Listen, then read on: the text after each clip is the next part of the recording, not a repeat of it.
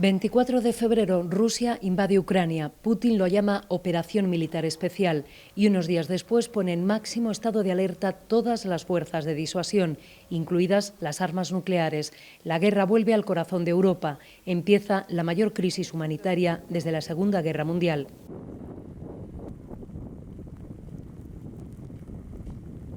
117 ucranianos estaban censados en Segovia el 24 de febrero. Hoy son más de 600 y han creado una asociación para la acogida de refugiados y la recogida de material de apoyo. Segovia se ha volcado con ellos y contra una crisis que nos afecta en todo y para todo. Hoy, en Zoom, Segovia con Ucrania.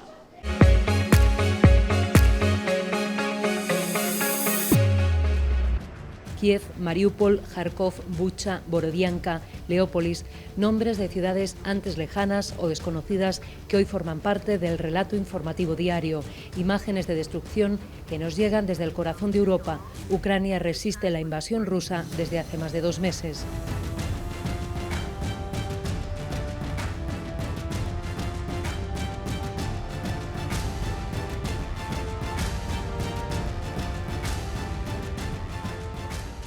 En Segovia, el primer rostro que le ponemos a Ucrania tiene nombre de mujer, Mariana, 24 años, la mitad de su vida en España, estudiante de asistencia a la dirección. Personalmente no me lo esperaba hasta el último momento que iba a pasar algo así. Por la mañana llamé a mi abuela y me contó que no han podido ir han ido por pan como habitualmente y se han quedado sin productos necesarios. Tampoco las farmacias tienen ya los medicamentos porque se han formado colas enormes y por lo tanto lo han agotado todo. Yo hasta el día de esta mañana pensé que no iba a afectar mi zona, pero mi abuela me ha contado que escuchó cómo pasaban los aviones, escuchó bombardeos y claro, han atacado a la base militar cerca, a los aeropuertos también, por lo tanto el aeropuerto de mi ciudad ya no está disponible. Mi tío forma parte de la base militar, organizan todo lo posible, intentan reunir armamento necesario. Aparte intentan llamar al pueblo europeo, ya no es que ellos luchen con ucranianos, sino que ayuden. Prefiero decir defensa, como utilizar la palabra defensa porque no estamos luchando, ni el pueblo ruso estoy convencida de que quiera luchar en contra de Ucrania matando a gente. Yo creo que es más bien los radicales, los rusos radicales son los que están más bien con la ira y el odio. Niños por la noche, a las 5 por la noche, levantar con bombardear Kiev muy cerca de casa de mi hijo.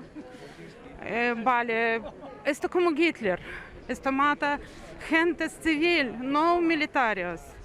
Nosotros no queremos ni una guerra. Nosotros queremos vivir con Europa. Ucrania es el céntrico de Europa. Hay que saber que es imposible ahora parar a un asesino Putin solo con palabras. Todas palabras habían dichas ya.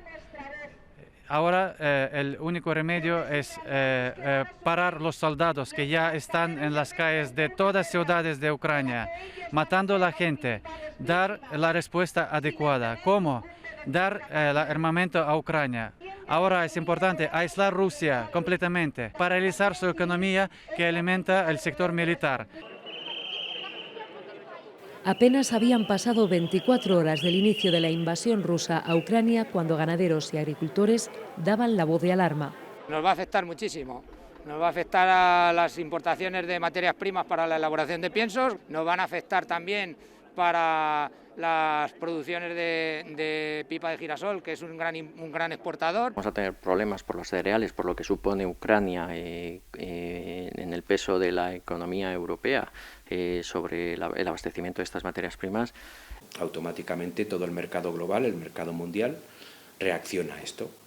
Ante una posible carencia de cereales o menor abastecimiento, los precios suben, la especulación está ahí. No hay problema de suministro, el problema se llama precio. En poco más de una semana lo notamos en los supermercados.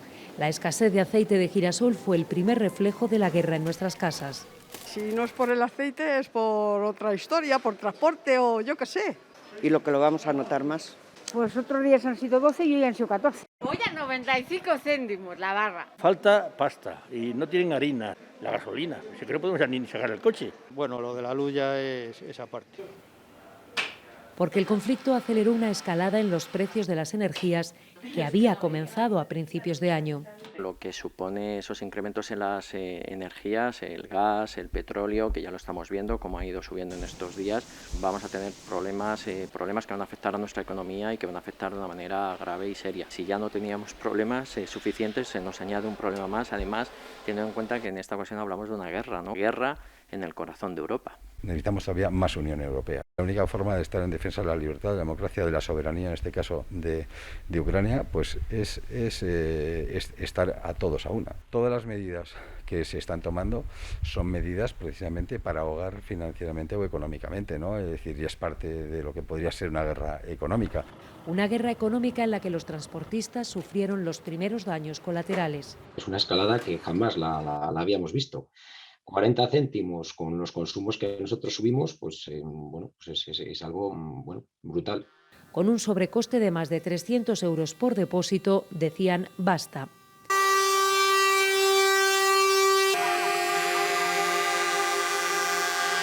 Quizás un 60% están parados. Por miedo, lógicamente, el transportista dice, yo no me atrevo a salir. Nosotros movemos todo en la materia, tanto la materia prima que entra en las fábricas como el producto terminado.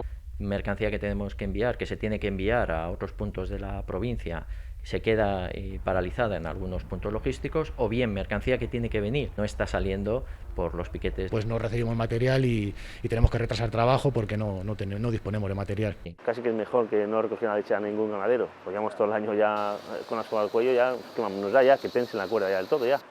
También la leche comenzaba a escasear en los lineales. Fui a un supermercado y me llevé todo lo que había, porque yo vivo de café con leche, mis hijos comen todos los días. Pongo el café con leche a la mitad y digo, ay, sí, es lo que hay. Nos han avisado, coge un poco más de leche esta semana por si falta y todos hemos cargado. De esos productos, leche, huevos. Hicimos más acopio de productos perecederos, por según cómo se iban a poner las cosas. El aceite es el que veo que la estantería está vacía. Sí, falta la leche. Ya, lo único, nada más. De momento estamos bien abastecidos, de momento nosotros no estamos teniendo ningún problema. No mucho, un poco, algunas cosas sí que han faltado, pero vamos, la semana pasada, esta semana no ha faltado nada. Que sí que es verdad que está empezando a faltar cosas internacionales. A punto de cumplirse un mes del inicio de la invasión rusa, los precios se habían disparado y la guerra económica ya nos afectaba a todos. Hay gente obrera que no llega a fin de mes y con estas subidas, pues lógicamente lo están pasando, pero muy mal. Nos vemos obligados a salir a la calle. Salían a las calles de toda España el 23 de marzo.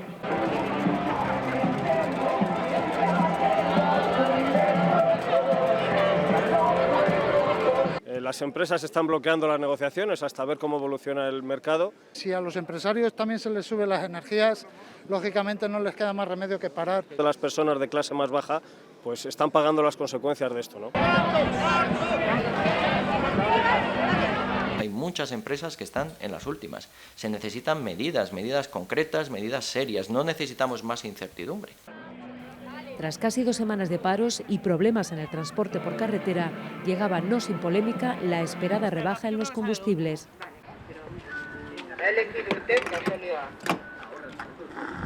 Con la Solred, que no me lo aceptan porque está bloqueado el programa. Que ya no podíamos más. Hace un par de meses lo llenaba con 65, ahora es con 88, pero bueno, algo es algo, vamos bajando. Para una tostada y un café. Un respiro, sí. Más claro no se puede ver, o sea, 50 euros de casi lleno el depósito y me han devuelto 5 y pico, pues genial. Está a disposición el formulario para solicitar los adelantos que pueden facilitar este problema. A partir de la semana que viene la agencia tributaria estará en condiciones de hacer esos adelantos. A ver si por hacerlo no bien del todo o tal, luego haya que devolver los anticipos. Una de las medidas del plan de choque de respuesta a la guerra del Gobierno, 16.000 millones de euros. 6.000 millones de euros en ayudas directas y rebajas de impuestos y 10.000 millones de euros en créditos ICO. Lo que sí que podemos prometer desde el Gobierno de España es que nos vamos a desvivir por aplacar al máximo sus efectos. medidas que por el momento han acallado protestas y movilizaciones, aunque los efectos económicos del conflicto amenazan con continuar aunque termine la guerra. Una guerra incomprensible e injustificada para los occidentales que Rusia siempre ha defendido como una operación militar para salvar a la población del Donbass de los neonazis. En esta definición está una de las claves del conflicto. Esa filosofía de enmascarar una guerra con otro nombre para no caer, para no caer en las responsabilidades del respeto de los convenios de Ginebra. Los 4 tratados internacionales que regulan el derecho humanitario, protegiendo desde 1949 a las víctimas de los conflictos armados. Aunque la justicia internacional, reconoce Álvaro Gil Robles, no lo tendrá fácil para juzgar a los responsables. Es decir, la comunidad internacional tiene muchas dificultades para situar a las grandes potencias ante sus propias responsabilidades. Mire, un organismo llamado precisamente a luchar contra la barbarie en la guerra, contra la violación de las reglas de la guerra, como estamos viendo ahora con esta muerte de civiles, es el Tribunal Penal Internacional. Pues bueno, 2 grandes potencias con los 2 mayores ejércitos de poder, tanto Estados Unidos como Rusia, no han firmado el estatuto del Tribunal Penal Internacional.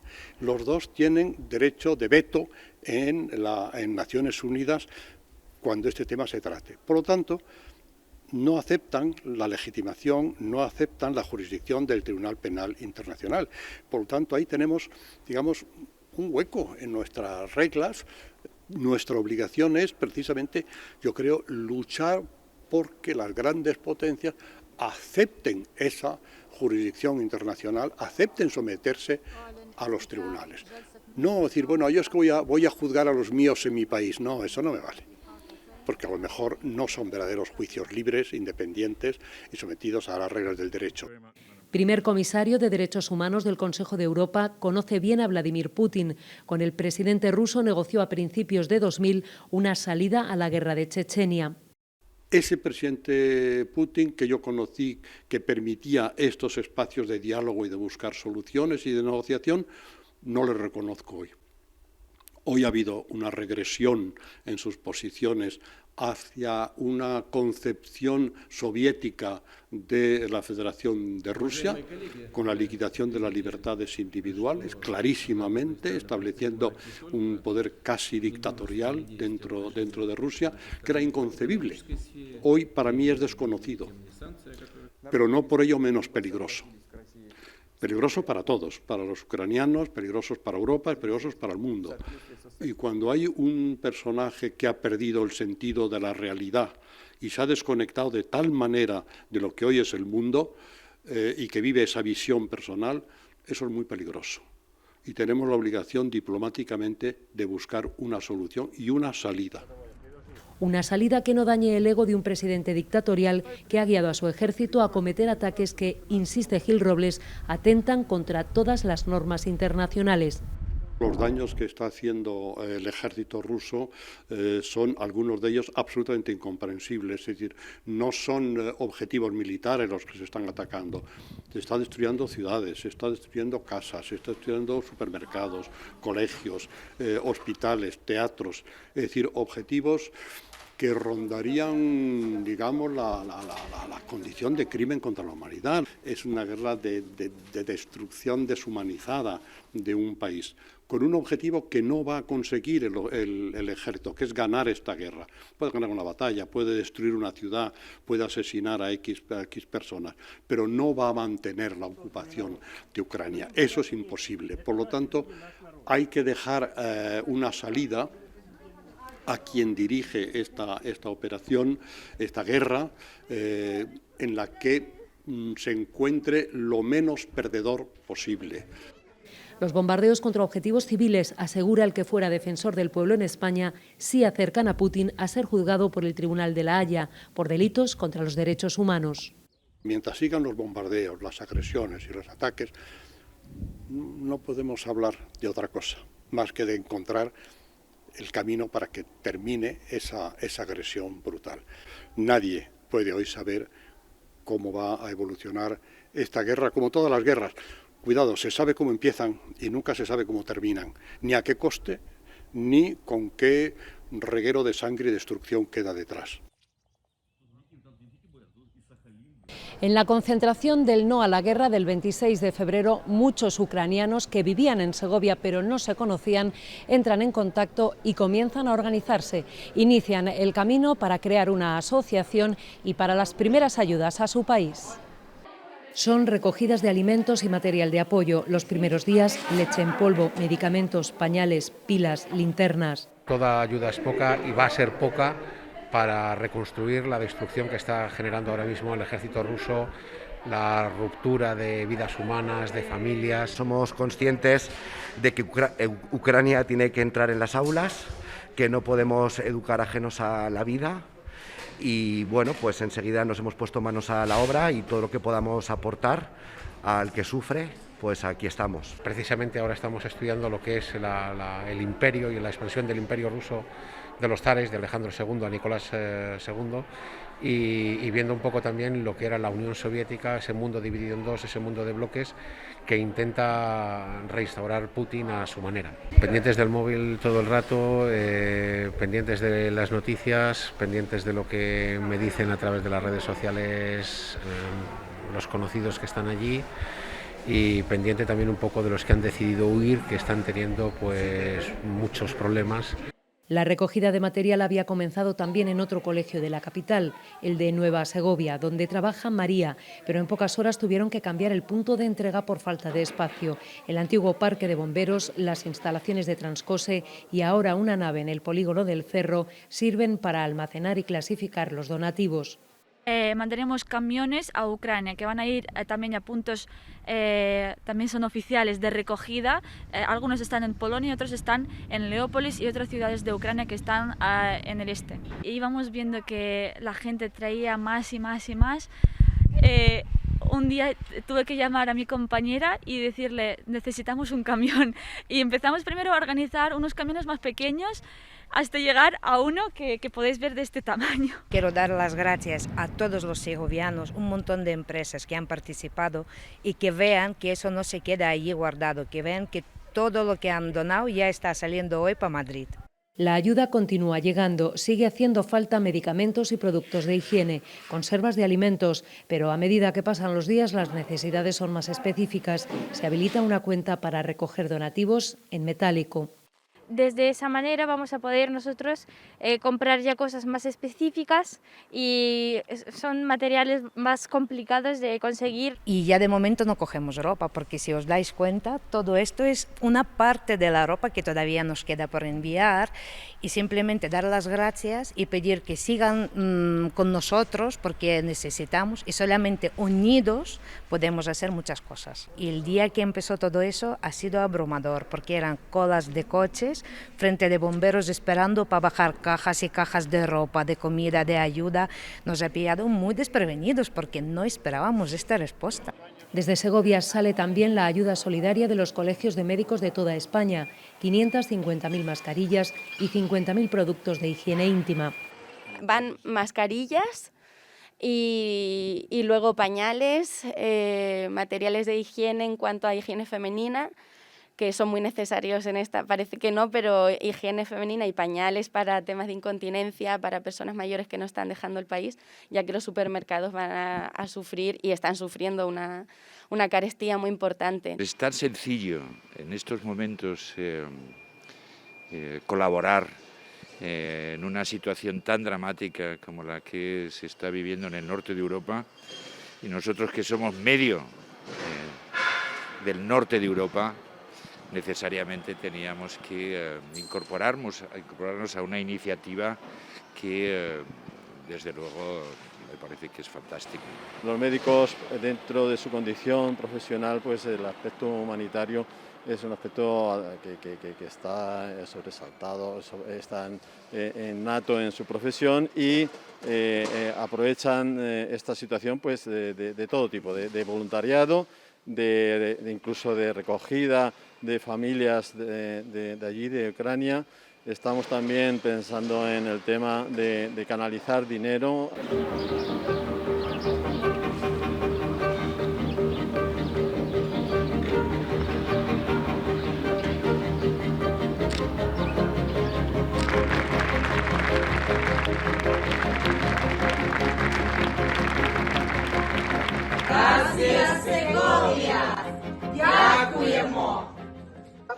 La solidaridad segoviana va más allá. Se pone en carretera para cruzar Europa y llegar hasta la frontera con Ucrania. Ha decidido irse porque quiere ayudar, lo ha dejado todo. Bueno, ha pedido una excedencia en el trabajo, ha vendido el coche y se va. Se va y cuando llegue allí está en contacto a ver si le pueden organizar para quedarse con una ONG. Las autocaravanas nuestras, en nuestro caso, salieron cargadas de la gran solidaridad de la ciudad de Segovia, es decir, los medicamentos que llevamos, algo de ropa, sobre todo mantas, había también algo de ropa, calzado militar. Llevar la mayor ayuda humanitaria posible, sobre todo nos han requerido medicamentos, vendas, bueno, pues cosas de necesidad que tienen en tiempos de guerra, y ropita para niños pequeños, ropita de invierno. Y allá vamos, sufragando los gastos que podamos de nuestro bolsillo, de lo que la gente nos va ayudando, para echar una mano que creemos que es necesario. Hay que aprovechar el viaje y luego a la vez tenemos que traerlos pues llenos de personas que vienen aquí a España a la vez. La persona más mayor tenía 88 años, era una mujer que viajaba con su bisnieto, el resto eran mamás con niños. Una mamá con mellizos, pues eso, el papá en el frente y el hijo mayor también. Donde, digo, si también le dan los pies de ver todo aquello, de ver madres y niños y gente mayor que se tenía que marchar de un país donde vivían. Se ve que es gente que tenía una vida, una manera de vivir. Y cómo estaban allí con sus pequeñas bolsitas, con sus maletitas, los niños con sus peluches. Los niños seguían siendo como un juego. Sus navidades fueron muy parecidas a las vuestras y a las mías, con un árbol de Navidad, con villancicos y con una seguridad de vida. Luego te enseñan las fotos de cómo ha quedado, en uno de los casos es que era el edificio con un proyectil. Después de 20 años viviendo en España, en 2020, en plena pandemia, Sveta decidió volver a Ucrania con su familia. Jamás imaginó que meses después tendría que salir huyendo de su país con sus 2 hijas y su nieto de 2 años. Quería salvar por lo menos a ellos. Mi madre tiene 73 años, todo el tiempo está ayudando a nosotros y ahora abandonamos a ella.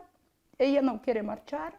Mi yerno está ahí, mi hermano está ahí, cuñada ahí, 2 hijos ahí, bueno, toda la familia, primos, todos se quedó ahí. Yo siempre estoy pensando qué va a pasar si no podemos ver nunca ya. Ella fue una de las primeras ucranianas en llegar a Segovia tras el estallido del conflicto. Algunos llegaron antes. No venían ni como turistas, ni como transeúntes, no se les podía considerar, tampoco como refugiados, con lo cual pues la situación ha sido compleja. ¿Qué ocurre ahora? Que con la llegada de los ucranianos con el estatus de refugiado, pues es una condición muy importante. Porque de esta manera tienen desde el primer momento asegurada la asistencia social, la asistencia sanitaria y la asistencia educativa.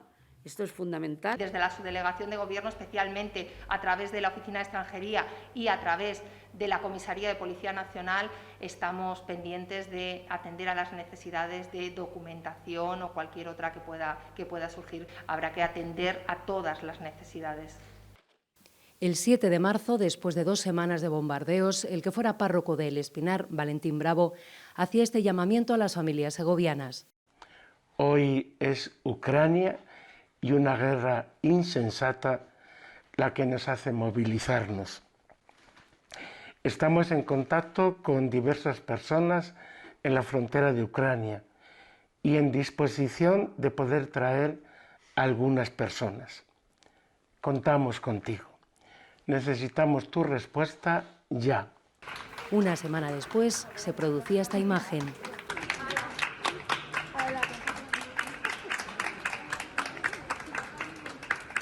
...61 personas aterrizaban en Madrid. Formaban parte de una expedición de 220 refugiados que habían llegado a Barcelona desde Ucrania. Una veintena de ellos acogidos por familias segovianas. ¿Cuáles 6 se quedaron en Madrid, en 2 familias que conocemos muy bien y que tienen relación con El Espinar? Y el resto, 14 personas, están aquí, acogidas por diversas familias a las cuales no tengo palabras de agradecimiento. Cuando les pones ojos y cara a la gente, ya ves que puede ser tú, puede ser tu vecino, tu primo. Fue un vuelo duro, la verdad es que con bastantes emociones ese viaje. Llegaban de madrugada, agotados física y emocionalmente. Después de toda una vida como maestra, jubilada, enferma y viuda, Katerina se veía obligada a abandonar una Kiev asediada por las bombas. Nos decían que esto iba a ser como el paraíso, pero no imaginábamos que así. Nuestra vida va a ser mejor. No pensaba que iba a ocurrir esta guerra. Es como un sueño horrible que nunca iba a pasar.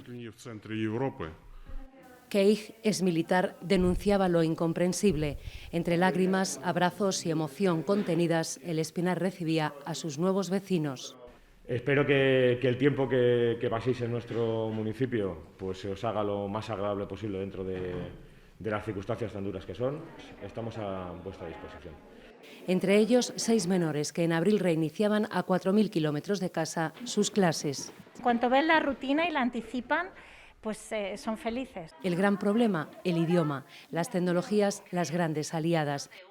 Dejé todo, mi trabajo, mi familia, y me vine a 4.000 kilómetros porque sé que los países más cercanos, tarde o temprano, serán sometidos por Rusia.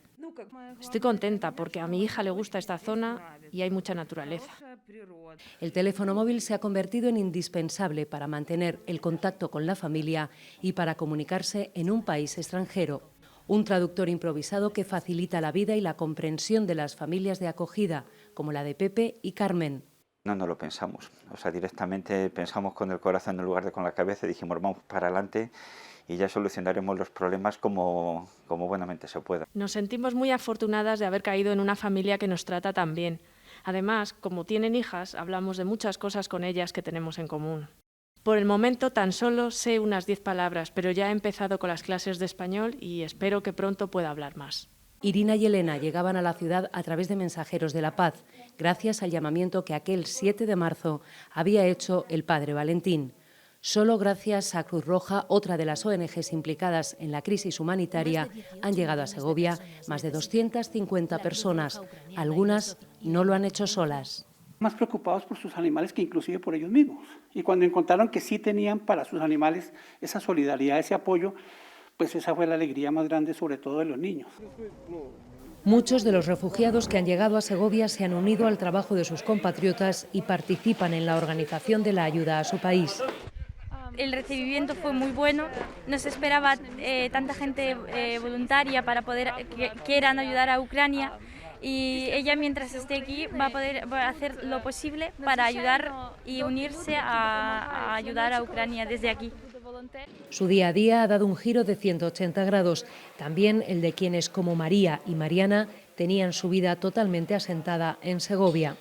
No estoy viviendo tampoco una guerra ucraniana en primera persona, estoy viviéndolo por las historias de mis abuelos, por mi familia que se ha quedado ahí y según cómo se están encontrando me ayuda a seguir porque sé que están bien. Yo tengo a mi hija mayor, a mi madre, a mi sobrino y mi yerno, que mi hija se casó hace poco en enero. Estoy de voluntaria en la Defensa Territorial de Ucrania, entonces la lista que me están pasando son cosas muy concretas como ambulancias que hemos conseguido ya, solo nos hace falta ingresos para poder comprar las ambulancias y mandarlas a Ucrania. Luego coches 4x4 también nos han pedido porque ahí duran los coches 2 días. En casa poco tiempo paso y también a nivel personal tampoco tengo tiempo para dedicarme tanto a mí personalmente o a mi familia como antes, sino que ahora me he volcado a lo que es la situación. Lo que nos hace seguir adelante es todo esto lo que hacemos, porque no te deja pensar, no te deja ver las noticias, tú sigues, el trabajo, la casa, voluntariado, los refugiados, es lo que nos hace seguir adelante, porque de lo contrario, ¿qué haces? Estás en la tele viendo todo el día, es muy abrumador.